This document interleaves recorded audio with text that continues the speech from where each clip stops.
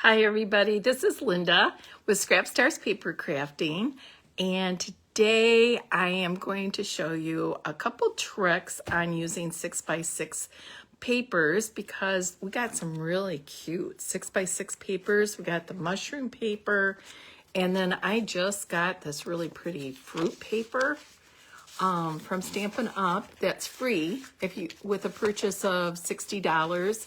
It's with the part of the Stampin' Up! Celebration stuff. So anyway, I love it. It's double-sided. It's got like pineapples and oranges and all kinds of just really pretty, vibrant paper. So I want to show you, give you a little tip. Hi, Katie. A little tip on how to use your 6x6 paper, and you can still use it and it will look great on a 12x12 page. So let me turn the camera around and let's see. Okay, here we go. There. Okay, if you remember a few weeks ago, I showed you this adorable layout using 3x4s, and this was from the cute mushroom paper or toadstool paper. I'm not really sure what it's called, but it comes, you can get this little stamp that goes with it. And so you just cut these in 4x6s and you can like make this really cute layout. Another tip that I'm going to show you today is my granddaughter, when she was 2, had a cute little dress with watermelons on it. And of course, this gorgeous fruit paper has watermelons in it. And I thought, look at this pretty paper. So what I did was I cut it in, it's already 6x6. So I just cut the 6x6 pieces in half.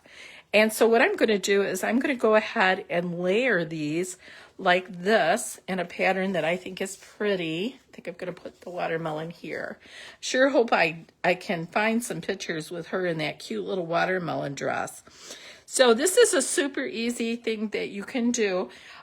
You could make this a really broad bottom. Bring these down and have this going across like that with just those, and then add your photos on. If you want to have it taller, there's a lot of different things that you can do with this. You can cut these, and which I will be doing because I'm going to make mine look a little different. And so you can match these up like this and just cut them in half. So you've got your 3x11 looking type, you're fooling, and you could just like either put like, again, that really thick strip here, so you have just a little bit of border here, and then put your really pretty photos placements on here like this. Another idea is you could do just cut these in 3s and just do a thin little strip across the middle and then put your photos on. So there's lots of ways that you can use the 6x6. It does not have to be 12x12 sheets that you cut. You can just kind of work with your paper a little bit. Hi, Portia and Dawn. And just so that you can get more out of your paper this way. So this was just a quick Sunday tip on using 6x6 papers for your 12x12 pages. And back again, I will show you what I did a few weeks ago. These are some 6x6 papers again.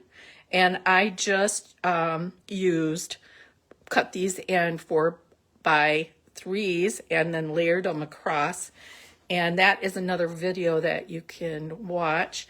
But I wanted to show you with this one, you can take your strips of 6 inches and just kind of play with it a little bit and make it look like long strips of paper and kind of fool the eye a little bit. All right, thanks for joining me today. This was super quick informational thing. I hope this tip helps you. And isn't this fruit paper just so cute? I just love it. So see you next Sunday. Bye-bye.